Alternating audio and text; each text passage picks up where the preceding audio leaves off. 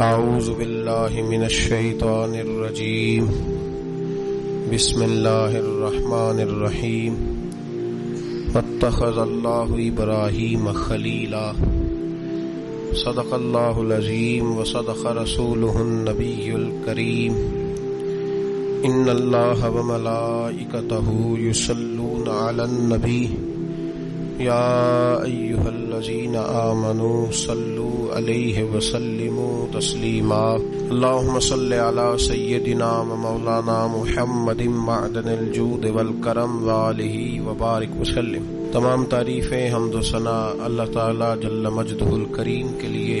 زاں بعد درود و سلام نبی محترم شفیع محتشم آقا کل ختم رسول دانائے سبل احمد مجتبیٰ جناب حضرت محمد مصطفیٰ صلی اللہ تعالی علیہ وسلم کی ذات والا صفات کے لیے حمد و صلات کے بعد، عزیز دوستو، بزرگوں اور بھائیوں، حضرت سیدنا ابراہیم خلیل اللہ اعلیٰ نبی نام علیہ الصلاۃ والسلام کا تذکرہ قرآن مجید نے کئی جگہوں پہ بیان فرمایا ہے۔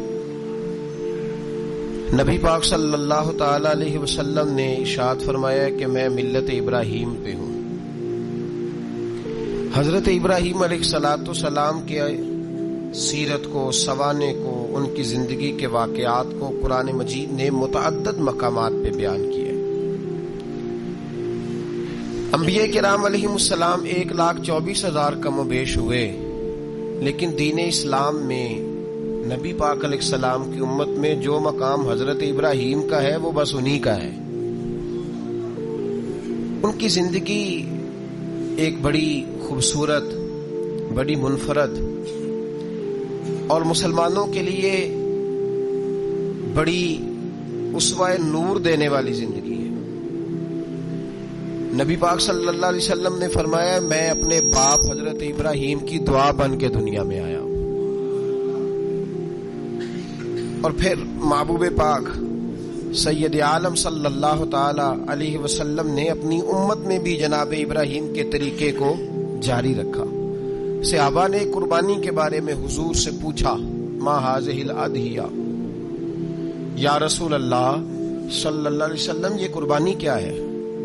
تو فرمایا سنت ابیکم ابراہیم، یہ تمہارے باپ حضرت ابراہیم کا طریقہ ہے، یہ تمہارے باپ حضرت، حالانکہ قربانی نبی پاک صلی اللہ علیہ وسلم کا بھی طریقہ ہے، لیکن فرمایا تمہارے باپ حضرت ابراہیم، حضرت ابراہیم کے ذکر کو باقی رکھا۔ اللہم صلی علی محمد وعلی آل محمد کما صلیت علی ابراہیم وعلی آل ابراہیم، ان کے تذکرے کو باقی رکھا دین کے اندر۔ حضرت ابراہیم بڑی امتیازی شان والے نبی ہیں، بڑی امتیازی شان والے۔ رب کریم کا وہ دوست جس نے کوئی چیز بچا کے نہیں رکھی، ہر شے ہی اپنے رب کی بارگاہ میں پیش کر دی۔ چند چیزوں سے انسان کو بڑا پیار ہوتا ہے، گھر اسے بڑا پیارا ہوتا ہے۔ او بڑا خوبصورت ہوٹل، 5 سٹار ہوٹل میں رہا، وہ اسلام آباد گیا، کسی سفر پہ گیا تو بڑے اعلیٰ قسم کے اس کو کھانے ملے، بڑی چیزیں ملی، لیکن کبھی دائیں کروٹ کبھی بائیں کروٹ۔ تو ساتھ بیڈ پہ دوست تھا تو اس نے کہا صاحب سو جاؤ، تو اس نے کہا یار جو مزہ اپنے گھر میں سونے کا ہے وہ کسی اور جگہ تھوڑی ہے۔ گھر بڑا پیارا ہوتا ہے، انسان کو لگاؤ ہوتا ہے، جس بے تکلفی سے، سکون سے، آرام سے انسان اپنے گھر میں وقت بتاتا ہے، کہیں اور مشکل ہو جاتا ہے۔ دوسرا، انسان کو اولاد بڑی پیاری ہوتی ہے، بڑی عجیب شے، نہ ہو تب بھی بڑا دکھ ہے، اور ہونے کے بعد بھی اس کی بڑی آزمائشیں۔ یہ بڑی ایک میٹھی چیز ہے۔ اولاد ایک بڑا عجیب سا میوہ ہے، پتہ نہیں یہ کس انجیکشن کا نام ہے کہ چھاتی پر چڑھ جائے تو اللہ سکون عطا فرما دیتا ہے، پتہ نہیں کس ٹھنڈی دولت کا نام رب کریم نے اولاد رکھا ہے۔ بڑی پیاری ہوتی ہے اولاد۔ پھر تیسری چیز انسان کی اپنی جان ہے، اور یہ اتنی قیمتی شے ہے کہ اللہ کریم نے فرمایا کہ اگر تیری گردن پہ کوئی آدمی پستول رکھ کے، تلوار تیرے گلے پہ رکھ کے کہے نا کہ رب کا انکار کر دے ورنہ مار دوں گا، تو فرمایا وقتی طور پہ میری ذات کا انکار کر پر جان بچا جا۔ اگر تو مرنے کے قریب ہو گیا ہے اور حرام شے کھائے بغیر تو بچ نہیں سکتا، مر جائے گا، تو فرمایا چل تو اس طرح کر، حرام کھا کے جان بچا، پر جان بچانا فرض ہے، ضروری ہے۔ وطن بڑا پیارا، اولاد بڑی پیاری، جان بڑی پیاری، پر حضرت ابراہیم سے رب کریم نے فرمایا چل ابراہیم کوئی چیز دے، تو کہا یا اللہ تینوں ہی تیرے نام پہ قربان کرتا ہوں، تیری ہوئی ساری، ہر شے تیری۔ حضرت ابراہیم نے دین کے لیے، آپ شہر بابل کے قریب پیدا ہوئے تھے، وہاں سے مصر آئے، مصر سے فلسطین آئے، اور فلسطین سے آ کر کے کعبہ آباد فرمایا۔ زندگی سفروں میں گزری، سفر ایک تکلیف والی چیز ہے، پر حضرت ابراہیم نے وطن چھوڑ دیا، گھر چھوڑ دیا۔ جان بڑی عزیز ہوتی ہے اصل میں نا، جب انسان جدوجہد کرتا ہے نا دین کے لیے، تو اس کے راستے میں بڑی چیزیں آتی ہیں، کبھی اولاد، کبھی گھر، کبھی باہر، کبھی حکومتیں، کبھی سیاستیں، کبھی چدراہٹیں، اس کے راستے میں بڑا کچھ آتا ہے اور اسے ہر چیز کو فیس کرنا پڑتا ہے۔ گھر کے اندر بھی جنگ ہوتی ہے اور گھر کے باہر بھی لڑائی ہوتی ہے، یہ آسان ہے ہی نہیں۔ ہم تو خیر ہتھیار چھوڑ کے پھینکنے والے لوگ ہیں، ہم بھولے بھالے لوگ ہیں، ہم کہتے ہیں میں نے تو کہا تھا مہندی نہ کرو، پر بیٹے نہیں مانے، بولے جو ہوئے۔ اسی طرح حالانکہ اگر وہ بیٹا کہے نا کہ ابا جی لاؤ زندگی میں سارا کچھ میرے نام کرو، تو پھر ہم بولے نہیں ہوتے، اور اس وقت ہم تیز ہوتے ہیں، کہتے ہیں یہ کیسے ہو سکتا ہے، ہاتھ کاٹ کے دے دوں۔ اس وقت نہیں، دین کے معاملے میں بولے ہوتے ہیں۔ بیٹا بد مذہب کے پاس جا رہا ہے تو اس وقت ہم بولے بھالے ہیں، کوئی عرض نہیں، لیکن اگر وہ اپنی پسند کی شادی کرے ہمیں کراس کر کے، پھر ساتھ ہی ہم تیز ہو جاتے ہیں۔ تو حضرت ابراہیم نے جب دین کے لیے نکلے تو جد و جہد کی، گھر کے اندر بھی گھر کے باہر بھی۔ آپ کے والد کا نام طارق ہے، وہ توحید پرست تھے، ایماندار تھے، پرہیزگار تھے۔ آپ کے چچا کا نام آزر ہے، وہ بت پرست تھے، بت بیچا کرتے تھے۔ حضرت سیدنا ابراہیم علیہ السلام جب میدان عمل میں نکلے تو حضرت ابراہیم علیہ السلام نے اپنے گھر سے جہاد شروع کیا، لڑنا پڑا۔ گھر کے اصولوں سے چچا نے جو رواج بنائے ہوئے تھے اس رواج سے ٹکرائے، فرمایا میں اپنے گھر کے اندر یہ بت پرستی نہیں ہونے دیں گا۔ چچا کو ایک دفعہ نہیں بار بار 100 دفعہ سمجھایا۔ آپ کا چچا بت بنا کے بیچا کرتا تھا۔ حضرت ابراہیم علیہ السلام تھوڑے بڑے ہوئے تو کہنے لگا کہ چلو میرے ساتھ، تم بھی بت بیچنے ہیں، ہمارا کاروبار ہے۔ حضرت ابراہیم ساتھ نکلے تو بت پکڑا ہے، گندے پانی کے اندر اس بت کو ڈبوتے ہیں، کہتے ہیں کسی نے خریدنا ہے تو خرید لو، نہ یہ نفع دے سکتا ہے نہ نقصان دے سکتا ہے، جو اپنا آپ نہیں بچا سکتا تمہیں کیا بچائے گا، خریدنا ہے تو خرید لو۔ چچا کہنے لگا تو کاروبار چمکا رہا ہے کہ تباہ کر رہا ہے۔ گھر میں بڑے معاملات خراب ہوئے، جھگڑے ہوئے، لیکن حضرت ابراہیم علیہ السلام ایک منٹ کے لیے بھی اپنے گھر کے اندر بھی کمپرومائز کرنے کو تیار۔ یہ تھوڑا مشکل میں نے پہلو چھیڑ دیا ہے، یہ تھوڑا مشکل پہلو چھیڑ دیا ہے۔ بڑا سمجھدار آدمی ہے پر بیوی سے پردہ نہیں کرا سکتا، سیانا ہے، پنچایت کا بندہ ہے، جو اسے آپ کہیں گے وہ بات یہ سنائے گا، لیکن کہتا نہیں جی میں نے کوشش کر لی ہے۔ کس قسم کی کوشش ہے صاحب، یہ کیسے ہو گیا؟ حضرت ابراہیم علیہ السلام نے گھر کے اندر سے فرمایا نہیں کرنے دوں گا، گھر کے اندر بھی ٹکرائے، فرمایا تم جو بھی ہو پاش پاش کیا چچا کے اصولوں کو، اور باہر جب نکلے تو صرف علاقے کے چیئرمین سے نہیں ٹکرائے، ایم پی ایم این اے وزیر مشیر سے نہیں ٹکرائے، سپر پاور نمرود دنیا کا واحد حکمران تھا اس وقت، دوسرا کوئی حکمران ہی نہیں تھا، اکیلے حکمران سے جا کر ٹکرائے، کوئی ساتھ فوج نہیں تھی، کوئی ساتھ ان کے طاقت بظاہر دنیا داری کی کوئی نہیں تھی، پر حضرت ابراہیم جا کے ٹکرائے، اور میرے رسول پاک صلی اللہ علیہ وسلم نے سند بیان کی، فرمایا افضل الجہاد کلمۃ الحق عند سلطان الجابر، فرمایا سب سے افضل جہاد یہ ہے کہ تو ظالم بادشاہ کے سامنے کھڑے ہو کے حق بات بیان کر دے، یہ سب سے بڑا جہاد ہے، یہ سب سے افضل الجہاد کلمۃ الحق عند سلطان الجابر، سب سے بڑا جہاد۔ حضرت ابراہیم کھڑے ہو گئے، سپر پاور سے ٹکرائے۔ یہاں ہم لوگ حکمتوں کا شکار ہیں، دیکھیں گے، کریں گے، سوچیں گے، اور مولوی صاحب کو ویسے کہتے ہیں آپ پرہیز کریں سیاسی باتوں سے. بھئی اللہ کے ہر نبی نے جا کے وقت کے ظالم حکمران کو لتاڑا ہے, للکارا ہے. یہ تو مشن انبیاء ہے. حضرت سیدنا ابراہیم علیہ السلام نے جو اس کو جا کے کہا کہ تو جھوٹ بولتا ہے, تو جھوٹا ہے, تو خدائی کا دعویٰ کرتا ہے, تو بہت بڑا ظالم ہے. اور قرآن مجید نے اس ساری بات کو بیان فرمایا. حضرت ابراہیم علیہ السلام سے کہنے لگا میں رب ہوں. تو آپ نے فرمایا میرا رب تو وہ ہے جو زندہ کرتا اور مارتا ہے. تو پھر آپ حق بات بیان کریں گے تو اللہ مارے گا کہ بندہ مارے گا؟ کچھ بھی نہیں ہوتا, کیونکہ زندگی موت کس کے ہاتھ میں ہے؟ اللہ کے ہاتھ میں. زندگی موت اللہ, کچھ بھی نہیں ہوتا. انسان صحیح سمت کا تعین کرے اور صحیح چلے. حضرت علی شیر خدا سے کسی نے کہا تھا کہ آپ کے بڑی دشمنی ہے, کوئی محافظ رکھ لیں. آپ فرمانے لگے موت خود بہت بڑی محافظ ہے, وقت سے پہلے آتی ہی نہیں. بڑی محافظ ہے, وقت سے پہلے. علامہ نورانی رحمت اللہ تعالی علیہ کراچی جیسے شہر میں رہا کرتے تھے, جہاں گام گام پہ خطرہ تھا. لوگوں نے کہا حضرت اتنے بڑے لیڈر ہو, آپ کی جماعت کی 62 سیٹیں ہوئی قومی اسمبلی میں, ایک ایسا وقت بھی آیا تو کوئی ایک آدمی بندوق والا. آپ فرمانے لگے مجھے ضرورت ہی نہیں, اس لیے کہ جس خدا رسول کے لیے میں نکلا ہوں وہ خود ہی حفاظت کرنے والے ہیں, ضرورت نہیں ان چیزوں. تو بھائی حضرت ابراہیم ٹکرائے, اور آپ کا انداز کیا ہے؟ جا کے کہا کہ تو نہیں, خدا وہ ہے جو زندہ کرتا. اور اس نے ایک بیوقوفوں جیسی دلیل دی.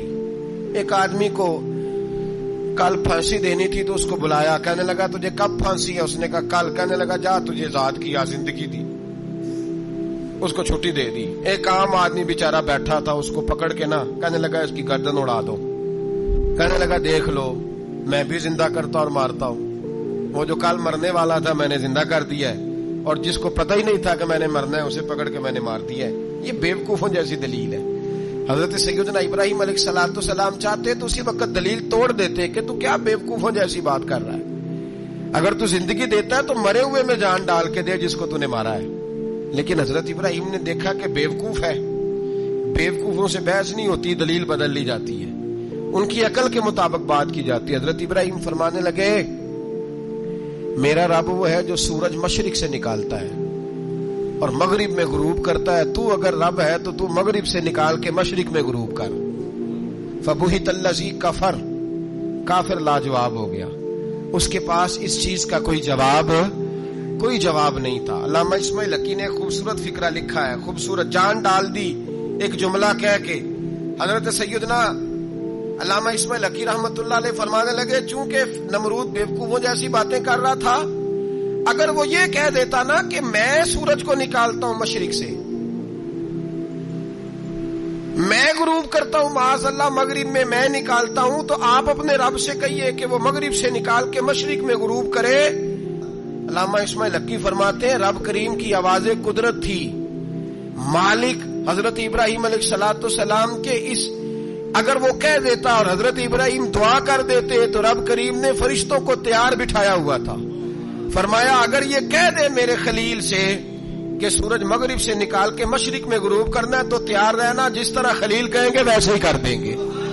واتخذ اللہ ابراہیم خلیلا, ابراہیم ہمارا دوست جو ہوا, جیسے کہے گا ویسے کر دیں گے. حضرت سیدنا ابراہیم علیہ السلام کی باتوں کا جب جواب نہ دے سکا, دلیل نہیں بندہ دیتا, پھر لڑائی کرتا ہے, پھر جھوٹے موٹے اعتراض کرتا ہے. دلیل ختم ہوتی ہے تو لوگ ذاتیات پہ اترتے ہیں, کہتے ہیں یہ کھانستا صحیح نہیں, دیکھتا صحیح نہیں. دلیل ختم, اب ذاتیات پہ اترے, کہنے لگے مجھے پتا چلا ہے کہ یہ فلانی جگہ گیا تھا تو وہاں جا کے اس نے اس طرح کیا ہے. پھر لوگ ذاتیات پہ اترتے ہیں, جب دلیل کا جواب دلیل سے نہیں دے پاتے پھر ذاتیات پر اتر کر حملے کرتے ہیں. حضرت ابراہیم کے دلائل کا جواب نمرود نہ دے سکا تو کہنے لگا کہ اس کو آگ میں ڈال دو. قوم گئی ہوئی تھی ساری, آپ نے بات سنی ہوئی ہے, میں نے صرف اشارہ دینا ہے, میلے پہ. تو حضرت سیدنا ابراہیم علیہ السلام نے سارے بت توڑ دیے, کلاڑا بڑے بت کی گردن پہ رکھا. واپس آئے, کہنے لگے بت کس نے توڑے ہیں؟ تو فرمایا اس سے پوچھو جس کی گردن پہ کلاڑا ہے. کہنے لگے یہ تو بول ہی نہیں سکتا. تو فرمانے لگے بڑے بیوقوف ہو, جو بولتا ہی نہیں, سنتا ہی نہیں, اپنا آپ نہیں بچا سکتا, اس کی پوجا کرتے ہو. کہنے لگے پکڑو, دلیلیں ختم ہو گئی, اس کو آگ میں ڈالو. बहुत बड़ी हवेली 45 फुट मुरब्बा पे मुश्तमिल एक हवेली बनाई गई और 45 फुट ऊंची। मुख्तलिफ रिवायात अल्लामा इस्माइल हक्की कहते हैं कि 3 महीने तक नमरूद ने कहा कि इसके अंदर लकड़ियां डालो। लोग पूछने लगे कितनी दुनिया जलानी है? कहने लगा बंदा तो एक जलाना है, पर बंदा बड़ा तगड़ा है, एक बंदा। 3 महीने लकड़ियां डाली गईं। और लोगों की जो तुहम्मात होती है ना, वो बड़ी अजीब होती हैं। तुहम्मात मैंने बड़ी तफसील से रमजान मुबारक में गुफ्तगू की थी। बदशगुनी तुहम्मात लोग लेते हैं। उस वक्त भी लोग तुहम्मात का शिकार हो गए। अकीदा बिगड़ जाता है तो वो अजीबो गरीब बातें करने लगता है। तुहम्मात का शिकार हो गए। बीबियां नजर मानती, मैं बीमार हूं, अगर सही हो गई तो इतने मन लकड़ी दूंगी हजरत इब्राहिम की आग जलाने के लिए। एक औरत लेके जा रही है लकड़ियां, तो एक नेक दिल आदमी ने उससे पूछा कहां जा रही हो? कहने लगी मैंने मन्नत मानी थी तो हजरत इब्राहिम अलैहिस्सलातु सलाम को माज़ अल्लाह जलाने के लिए लकड़ियां लेके जा रही हूं। तो वो रब करीम के बंदे कहने लगे तू ढूंढती रहेगी, तुझे वो जगह मिलेगी नहीं। वो बीबी कई महीने घूमती रही, जगह ही नहीं मिली जहां लकड़ियां डालनी, मारी गई। तो हम्मात का शिकार हुए बहुत सारे लोग। तो हम्मात का भाई, तो हम्मात दीन के अंदर मना है। तो हम्मात दीन में कोई नजर मानना, कोई किसी बुजुर्ग के मजार पे जाके साले सवाब के लिए कोई चीज मानना, ये तो दुरुस्त हुआ। लेकिन गैर शरी नजरें मान लेना कि मैं आग के गिर्द चक्कर लगाऊंगा, मैं जनाब वहां जाके ये वाला तमाशा करूंगा, मैं धागा बांधूंगा, मैं रस्सा काटूंगा, मैं वहां गंदे हौं से पानी पीऊंगा, इनकी शरीयत इजाजत, ये तो हम्मात हैं, बदशगुनी है। दीन में इनकी कोई गुंजाइश। आप नजर मानने से पहले भी किसी आलिम से राब्ता करें कि मैं मन्नत मांगने लगा हूं तो कैसे माननी चाहिए, उसका तरीका पूछें। ऐसे ही गलत चीज की मन्नत थोड़ी मान ली जाएगी। बहरहाल आमदाम बरसरे मतलब हजरत इब्राहिम के लिए आग जलाई गई। 45 फुट ऊंची आग है, परिंदा भी ऊपर से गुजरता है तो नीचे गिर जाता है जल के। इतने दिन लगा के आग जलाई गई। अब हजरत इब्राहिम को जलाया जाने लगा है। यहाँ तो मौजे है ना, जो किसी इदारे का सरबराह है उसके लिए मौज है, किसी जगह ऑफिसर बन गया तो मौज है, पीर साहब के लिए मौज है, अल्लामा साहब के लिए मौज है, खतीब साहब के लिए मौज है। जलना किसको पड़ता है? वाह कोई नहीं रहा इल्ला माशाअल्लाह। वो लोग गुजर गए जो तकलीफें सह के काम करते थे, गुजर गया जमाना। हजरत सैयदना इब्राहिम अलैहिस्सलाम को जलाया जाने लगा है तो अब इतनी बड़ी आग है तो डालें कैसे? शैतान ने तजवीज दी कि मंजनीक बनाओ। मंजनीक, बड़े बड़े बांस बांध के उनके नीचे रस्सा बांधो। वो जिस तरह झूलने के लिए झूला बनाया जाता है, इस तरह एक मंजनीक पुराने जमाने में उसमें पत्थर रख के फेंके जाते थे दुश्मनों पे। वो मंजनीक बनाई गई कि दूर से हजरत इब्राहिम को फेंकेंगे। हाथ हजरत इब्राहिम के बांध दिए, पांव मुबारक बांध दिए, पूरी जमीन पे एक नाम लेने वाला खुदा का। और उसको आज रस्सियों में जकड़ा हुआ है। जब फेंका जाने लगा ना आग में, हूरें रोने लगी, फरिश्ते तड़पने लगे, ए अल्लाह ये क्या होने लगा है? एक तेरा खलील और वो भी आग में। फरमाया जाओ जाके उससे कहो अगर तुम्हारी मदद लेता है तो उसे बचाओ। हवा का फरिश्ता आया, कहा इब्राहिम अगर तू कहे। ओ भाई, इन चीजों को कहानी समझ के ना सुना करें, ये दास्तान नहीं, ये वो तरीके हैं जो हमारे रसूल ने हमें अपनाने का हुक्म इरशाद फरमाया है। जो अकीदे, ये वो नजरियात है जो हमें ओढ़ने को कहा गया। अपने रब करीम की रिजा पे राजी रहने के ये वो खूबसूरत मौके हैं सूफिया ने जिनको बनाकर समझाकर हम तक पहुंचाया है। ये है अहले तरीकत की बातें। वो कहते हैं यार जिस हाल में रखे राजी रहना है। हजरत इब्राहिम अलैहिस्सलाम को फेंका जा रहा है, फरिश्ता आया, ए अल्लाह के खलील अगर हुक्म दो तो इतनी हवा चलाऊं कि नमरूदी जल जाए सारे, आग उन पे फेंक दी जाए। आपने फरमाया तू जा, तुझसे मुझे कोई काम नहीं। थोड़ी देर के बाद पानी का फरिश्ता आया, कहा हुजूर इतनी बारिश बरसाऊंगा कि आग बुझ जाएगी। फरमाया तू जा, तुझसे कोई काम नहीं। अब जब मंजनीक में रख दिए गए, आग में जाने का लम्हा है, तैयारी है, हजरत जिब्रील अमीन हाजिर खिदमत हुए। कहा इब्राहिम कोई हाजत? फरमाया तुझसे कोई नहीं।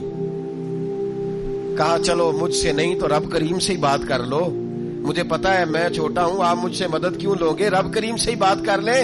तो हजरत इब्राहिम कहने लगे जिब्रील ये बता, रब को नहीं पता उसका खलील किस हाल में है? उसे नहीं पता मैं किस हाल में हूं?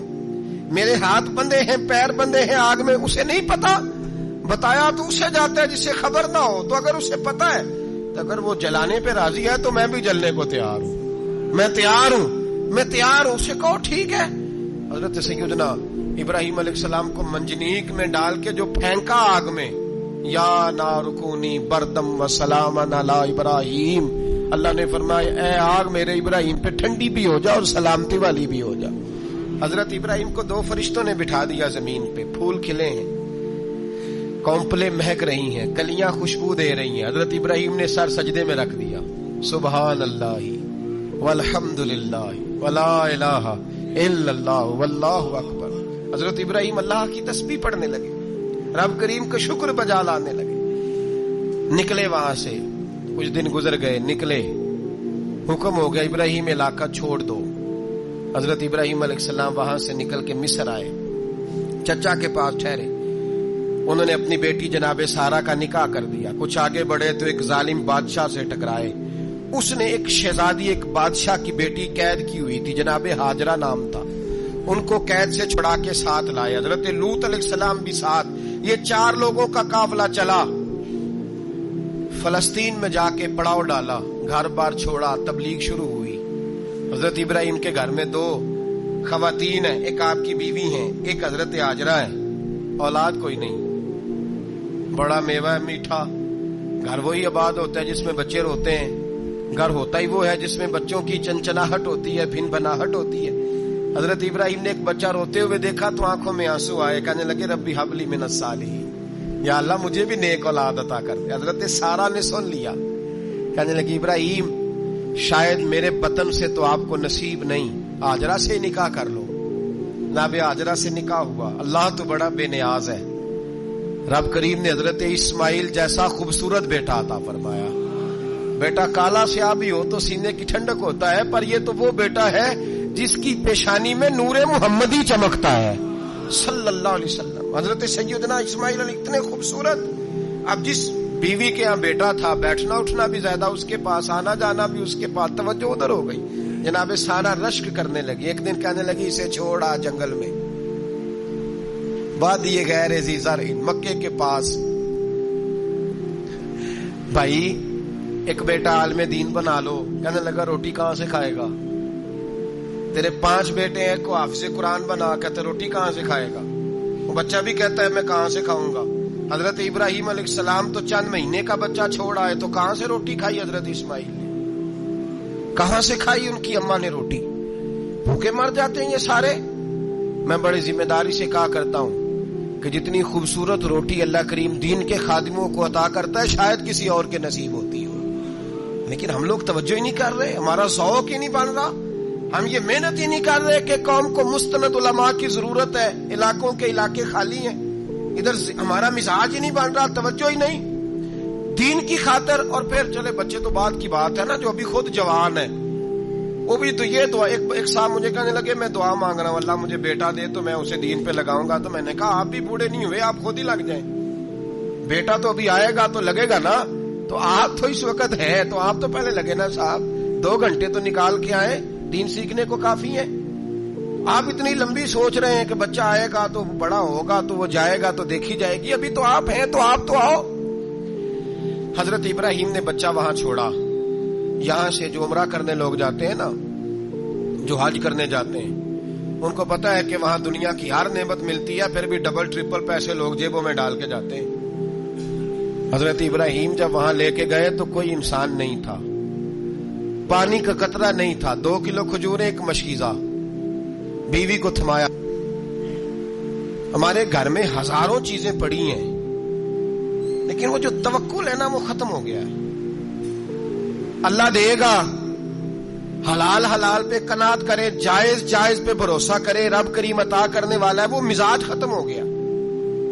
حضرت سیدنا ابراہیم علیہ السلام 2 کلو کھجوریں، ایک مشکیزہ پانی کا دے کر کے، اور وہاں بٹھایا آپ نے اپنے بچے کو اور اپنی زوجہ جناب ہاجرہ کو، اور بٹھا کر کے واپس پلٹنے لگے تو حضرت ہاجرہ سلام اللہ علیہ نے آواز دی، کہا ابراہیم کس کے سہارے پہ چھوڑ کے جا رہے ہیں؟ جہاں آب زمزم کا کنواں ہے نا، جو لوگ گئے ہیں انہوں نے صفا مروہ کی صحیح کی ہے. صفا مروہ سے باہر نکلے نا، سرکار کی ولادت کا مقام ہے، اس جگہ پہ آب زمزم کا کنواں تھا، وہاں حضرت سیدنا ہاجرہ کو بٹھایا. کوئی چیز نہیں، کوئی درخت نہیں، کوئی کھیت نہیں، کوئی پانی نہیں، کوئی کنواں نہیں. وہاں بٹھایا اور بٹھا کر کے نکلنے لگے تو جناب ہاجرہ فرمانے لگی ابراہیم کس کے سہارے پہ چھوڑ کے جا رہے ہو؟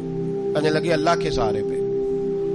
تو پاک باز بی بی نے ایک لفظ پوچھا، کہا ابراہیم یہ میرے رب کا حکم ہے، یہ میرے، بس جن کا عقیدہ توحید مضبوط ہو ان کے لیے ایک جملہ کافی ہوتا ہے، یہ میرے اللہ کا حکم ہے.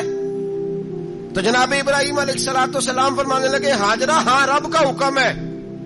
جب یہ لفظ کہے تو چاہیے تھا نا حضرت ابراہیم تسلی دیتے، تو بی بی صاحبہ تسلی دینے لگی، عرض کرنے لگی ابراہیم اگر اللہ کا حکم ہے تو پھر آپ ہماری فکر نہ کرنا، اگر یہ رب کا حکم ہے تو پھر ہماری فکر نہ کرنا. جس رب نے ہمیں یہاں تک پہنچایا ہے وہ ہمیں کبھی بھی ضائع نہیں فرمائے گا، پھر فکر نہ کرنا. حضرت ابراہیم آ گئے. بات آپ نے سنی ہوئی ہے، اشارہ کرنا مقصود ہے. 13 سال میں چلے مان بھی لیا جائے بعض روایات کی روشنی میں کہ آتے جاتے بھی رہے، لیکن مکمل دیکھ بھال اپنے بچے کی پرورش میں پورا حضرت ابراہیم علیہ السلام کا کردار، سارا کردار ماں کا تھا. میں جب خواتین کے بارے میں کوئی بات کرتا ہوں تو میں آپ کو اکثر کہتا ہوں کہ یہ صرف بیوی کے لیے حکم نہیں ہوتا، یہ ٹریننگ بیٹی کو دینی ہے اور بہن کو دینی ہے. یہ تربیت کرے اپنے گھر میں. میں تجربے کی روشنی میں یہ بات عرض کیا کرتا ہوں کہ بھائی بچے باپ کے فرما بردار اس وقت ہوتے ہیں جب اماں انہیں باپ کا فرما بردار کرتی ہے، اور بچے باپ کے نافرمان بھی تب ہوتے ہیں جب اماں انہیں باپ کا. میں نے اپنے کانوں سے سنا ایک دفعہ ایک بچہ اپنے باپ سے کہہ رہا ہے آپ نے تو ساری زندگی باہر گزار دی، پیسے کمانا کون سا مشکل کام ہے، دکھ سکھ تو سارے اماں نے برداشت کیے، سکولوں میں وہ جاتی تھی، فلانا کام وہ کرتی تھی، فلانا کام. اب یہ سوچ اس کی ذاتی تو نہیں، یہ اس کو دی گئی ہے. اور اگر اس کو یہ سوچ دے دی جائے کہ اماں کہے کہ میں تو اپنوں میں رہی ساری زندگی، میں نے تو اپنوں میں وقت گزارا، اور تیرا باپ تو کئی دفعہ جنازے بھی نہیں پڑھ سکا، اس نے تو ماں باپ ایسے دفن کر دیے، وہ اگر یہ سوچ فراہم کرے تو پھر بچہ باپ کا فرما بردار ہوتا ہے. اور یہ والی روایتیں ہم بیوی کو سناتے ہیں، حالانکہ کس کو سنانی چاہیے؟ بولیے، بہن اور بیٹی کو. بہن اور بیٹی کو سنائیں یہ باتیں، ان کو سمجھائیں تاکہ آگے جا کے وہ جو گھر ترتیب دیں وہ گھر بڑا عمدہ اور نکھرا ہوا ہو. حضرت سیدنا ابراہیم 13 سال کے بعد آئے، چونکہ گھر میں اللہ تبارک و تعالیٰ کی دوستی کا چرچا تھا، اللہ تبارک و تعالیٰ کی محبوبیت کا غلبہ تھا. 13 سال کے بعد فلما بالغ معه السعی، یا بیٹا جب اتنا بڑا ہوا کہ سال چلنے لگا تو حضرت ابراہیم نے اپنے بیٹے کو بلا کے کہا بیٹا مجھے خواب آئی ہے، میں تجھے ذبح کر رہا ہوں، تیری کیا رضا ہے؟ تو حضرت اسماعیل کہنے لگے یا ابت افعل ما تؤمر، ابا جی اللہ جیسے حکم دیتا ہے میرے ساتھ ویسے ہی کریں، جیسے اللہ حکم دیتا ہے ویسے ہی، بولیے ویسے ہی کریں. حضرت ہاجرہ کو کہا کہ ایک دوست نے دعوت کی ہے تو وہاں جا رہے ہیں. بی بی مطمئن ہے، تفصیلات کی ضرورت نہیں، ختم بات، اعتبار ہے، مطمئن ہو گئی. شیطان پیچھے سے آیا اماں کے پاس. ذرا تھوڑی دیر کے لیے تصور جمائیے، یہاں تو پڑوسن آ کے کوئی بات بتا دیتی ہے خاوند کے بارے میں تو کئی مہینے جھگڑا جاری رہتا ہے، پڑوسن محلے دار. شیطان نے آ کے بتایا لفظ کیا ہے؟ کہا حضرت تمہیں پتا ہے کہاں جا رہے ہیں؟ کہا دوست کی دعوت میں. تو کہنے لگے دوست کون ہے؟ رب کریم. اور ابراہیم کا خیال ہے کہ اس رب نے مجھے حکم دیا ہے کہ میں ذبح کروں. تو حضرت ہاجرہ کہنے لگی کبھی باپ بھی بیٹا ذبح کرتے ہیں؟ تو شیطان کہنے لگا ان کا خیال ہے کہ ان کے رب نے حکم دیا ہے. تو جناب ہاجرہ فرمانے لگی اگر رب نے حکم دیا تو پھر تو مجھے شیطان لگتا ہے، تو مجھے شیطان لگتا ہے. کا کیا مطلب؟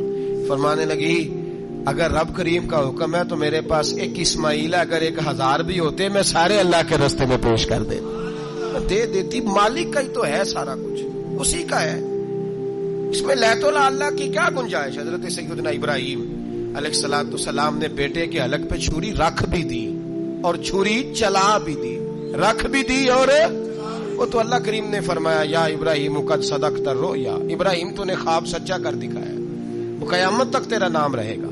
حضرت ابراہیم نے وطن بھی دیا، جان بھی دی، بیٹا بھی. اللہ کریم نے دمبے دیے، فرمایا یہ فدیہ ہے. اب یہ قربانی قیامت تک حضرت ابراہیم کے طریقے کے مطابق جاری ہے. حضرت